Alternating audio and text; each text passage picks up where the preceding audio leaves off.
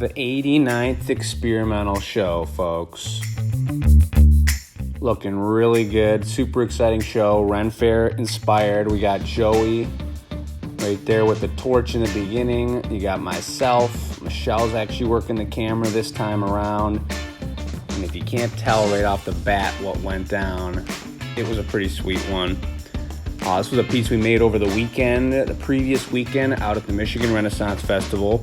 If you guys are familiar with us here at the Glass Academy, it's pretty much the only off-site show that we do is the Renaissance Festival. We have a mobile unit that we do from time to time. People can book us for that.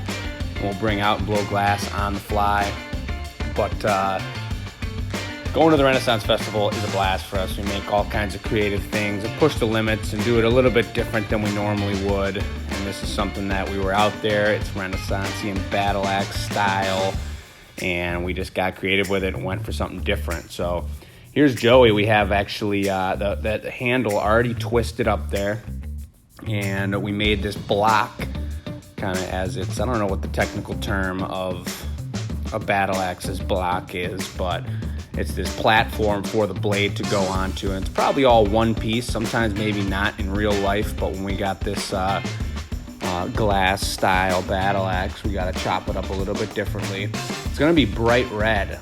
If you guys have seen our shows before, seen glass blowing before, you know that hot glass can change. It's at 2,000 degrees. It'll change the colors that you're working with. So right there it's glowing, but look at how it instantly cools down when I'm hitting it with the metal paddle. We call that a taglia.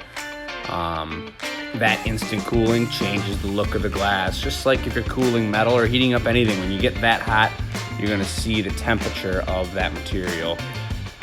So that's a bright red. The blade's bright red, the body is black, the handle is a metallic, super tight black.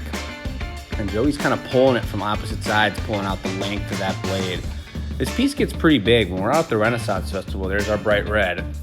The hole we're using is much smaller, so we're pretty limited to the size and scale that we can make things. So even though we were like, Joey, let's make this one a lot smaller when we started, we're going to make it half the size and make it a little more refined and in control, it gets big pretty fast, and we pretty much went for the exact same size.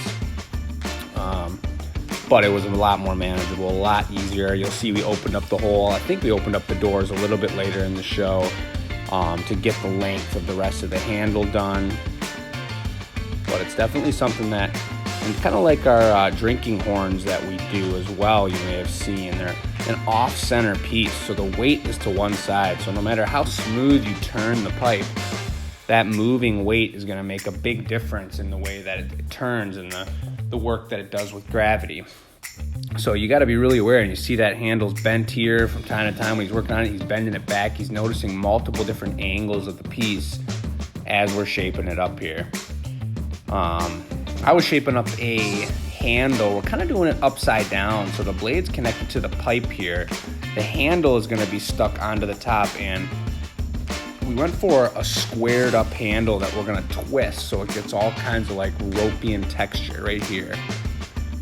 Oh, excuse me, this is backwards. This is going to be the, just one step early. This is the Rosetta. This is a bright red piece, a decorative piece. It's kind of like an arm guard. You don't want your hand to slide up and hit that super sharp glass blade or metal blade in real life. So this is a Rosetta, kind of a little bit of a guard in between your handle and the top, the shaft of the battle axe.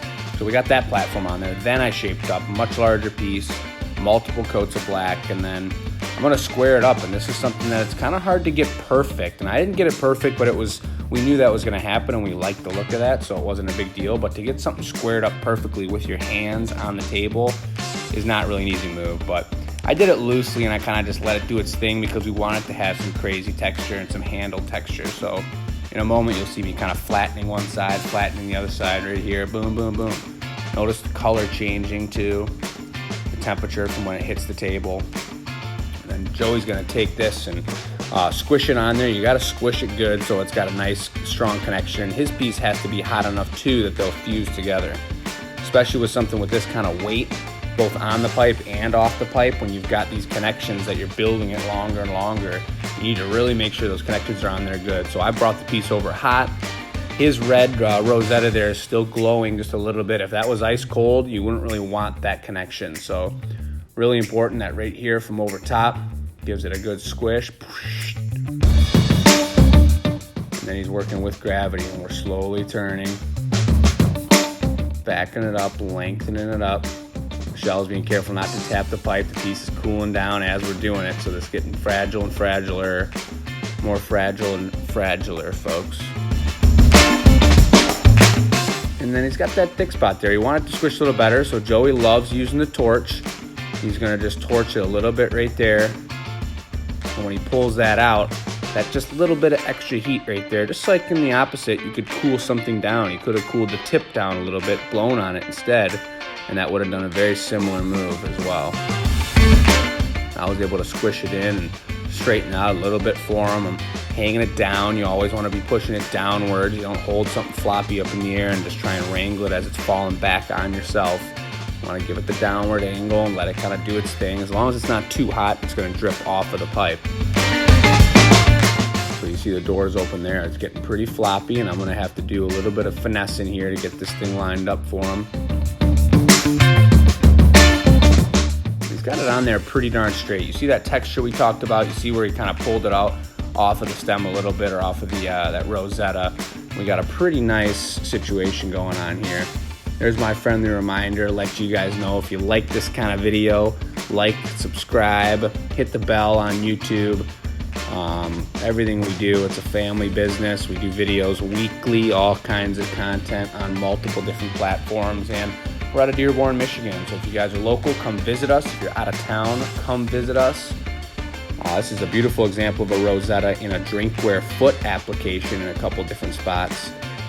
And we did a much larger one with, I think, 4, maybe he had 5 twists on there as well. But so now we need to equalize all the heat. We can't knock this thing off before that everything is equal, and that handle we just put on is still moving a little bit here. So if we weren't going to equalize everything, we put it away in the box, it would lean on one side, and then that handle would start to bend down on the opposite side. So it's pretty important to make sure we're working on the top here, taking our time. That was a nice move there, just to finish it off and get a nice little bend to that blade and cut it off. And then we had some time to put the GA stamp on too, the most important part of the whole piece, our signature. But that extra time, even now you can see the handle still bending down a little bit just from putting the stamp on. That's what you're working with glass the whole time, is working this beautiful like 500 degree radius between maybe like 1200 is right about where it stops moving, and 1600, 1800 is where it's really getting going, 2000 it's right out of the furnace. We're working this back and forth, and we're trying to get everything lined up at the right temperature. And now it's getting pretty close to being finished. He's working it, trying to line it back up with the paddle, but if you were to do that with a piece of metal and remove a little bit more heat than was necessary, that piece totally would have just exploded off of the pipe. It would have cracked it and it wouldn't have been any good.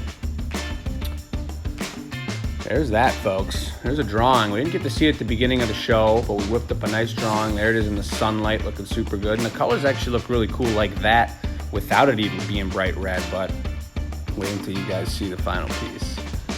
Little tap here. Now what we wanted to do is I balanced this for a moment. You got to move really quick, like I was just talking about. We got this nice heat resistant, kind of high temperature material that we're holding onto the piece with. But Joey was torching it, and we wanted to get this top part polished. It gets smoothed out, and I came in with the squisher, and I was like, push that right down. And then we had just a little bit, just enough room in the box. We definitely thought we were going a little bit smaller with this one, but we ended up having just enough room. I laid it across a couple of the nest bowls that we made in there and gently set it down. It was a good one. But take a look at the final piece. I hope you guys like that. It's pretty sweet. You guys should come visit us out at the Renaissance Festival. But if anything, just check out the rest of the pieces we have. You guys check out the rest of the shows on YouTube. Check out our website. Support us with a like, some sharing. Tell your friends about it. And join us on Tuesday nights, live, 6 to 8 o'clock on Facebook and YouTube. We appreciate you all. Thanks for subscribing, and have a most gorgeous day.